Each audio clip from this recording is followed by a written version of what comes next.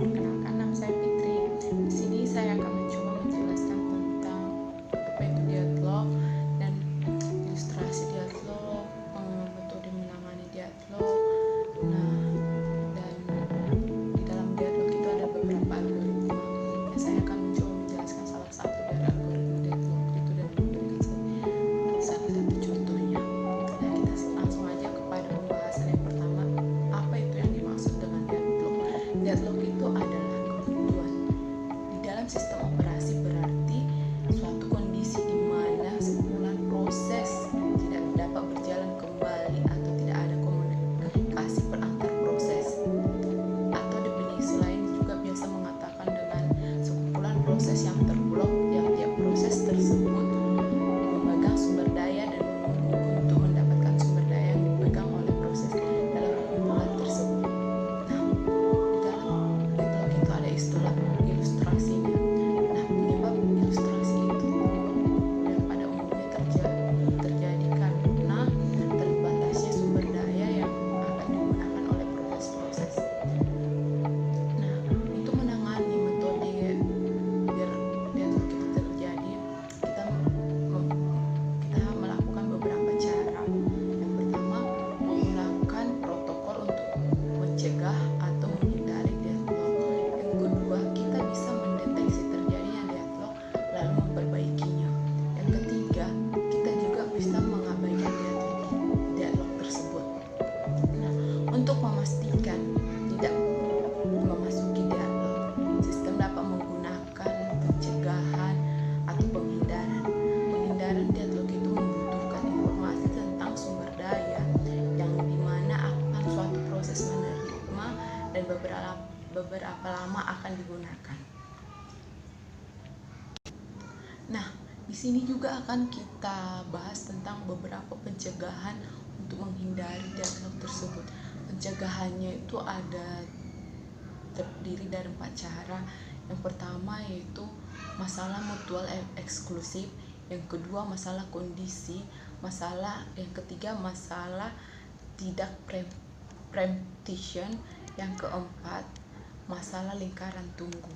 Nah, yang kita bahas yang pertama yaitu masalah mutual eksklusif. Apa itu yang dimaksud dengan masalah mutual eksklusif?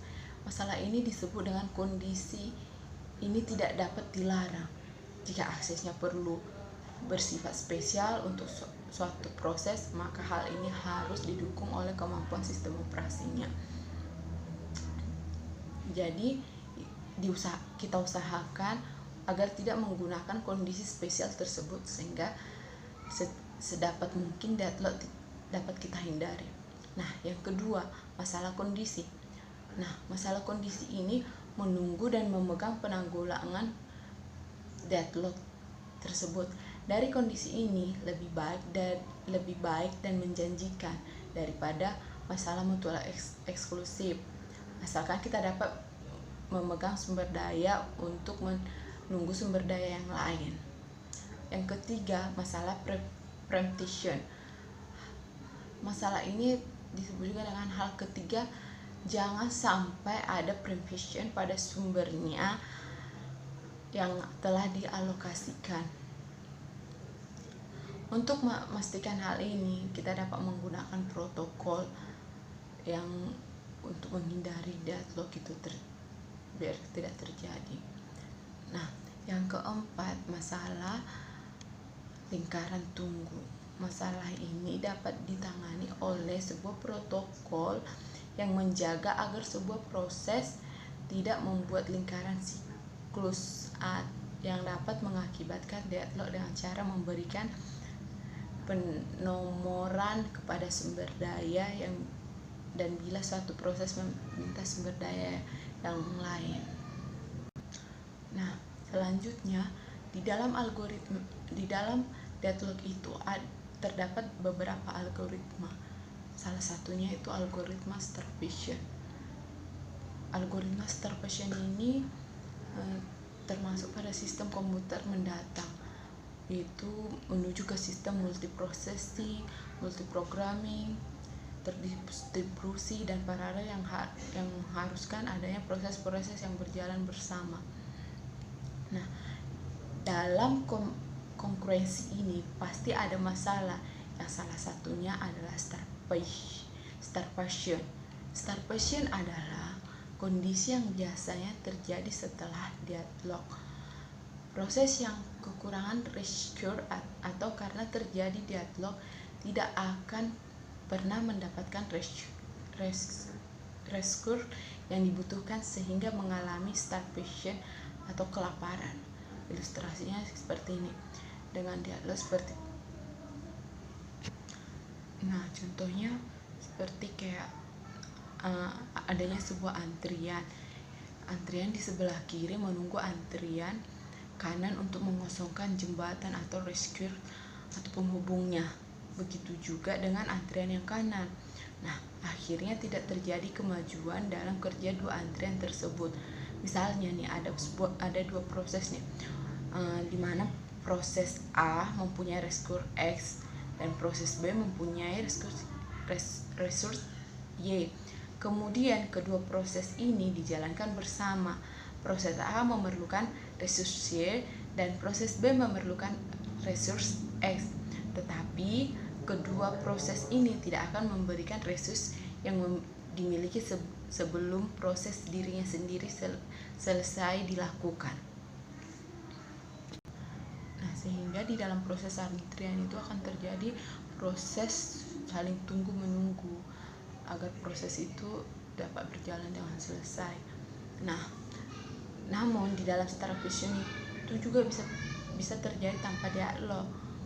Hal ini bisa saja ketika terdapat kesalahan dalam sistem sehingga terjadi ketimpangan. Dalam pembagian resource, satu proses selalu mendapatkan resource sedangkan proses yang lain tidak mendapatkan resource tersebut. Nah, di dalam beberapa cara starvation dapat diselesaikan dengan cara sumber daya yang dialokasikan dengan melibatkan sistem operasi. Dalam pengendalian persaingan ini, proses seperti ini akan teratasi.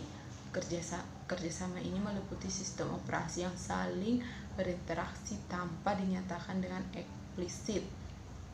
Nah, algoritma starvation bisa juga disebut dengan algoritma starvation itu logikanya seperti ini. Jika kita mempunyai banyak kebutuhan, kita akan memilah mana yang didahulukan berdasarkan sesuatu yang paling utama. Setelah kita selesai menyusunnya, ternyata ada kebutuhan yang lain yang harus yang datang dan hak itu menjadi harus dibutuhkan misalkan didahulukan juga.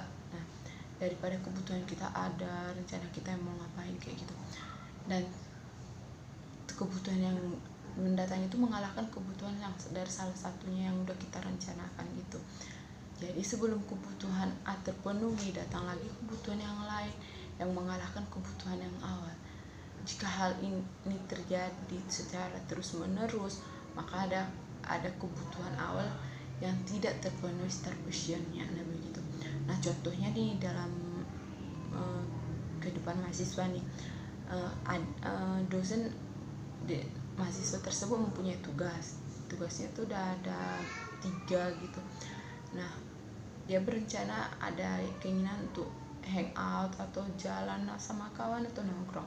Nah, tapi dia tugasnya harus dikumpulkan lebih cepat. Nah, dan dia memutuskan untuk mengerjakan tugas dulu baru pergi bersama temannya. Nah, sebelum tugas ini selesai, dosen yang lain sudah memberikan tugas lagi yang harus dikerjakan dan dosen yang lain juga seperti itu. Nah, terakhir sehingga terjadi dia tidak mempunyai waktu untuk pergi bersama teman-temannya. Nah, begitu juga di dalam algoritma starvation.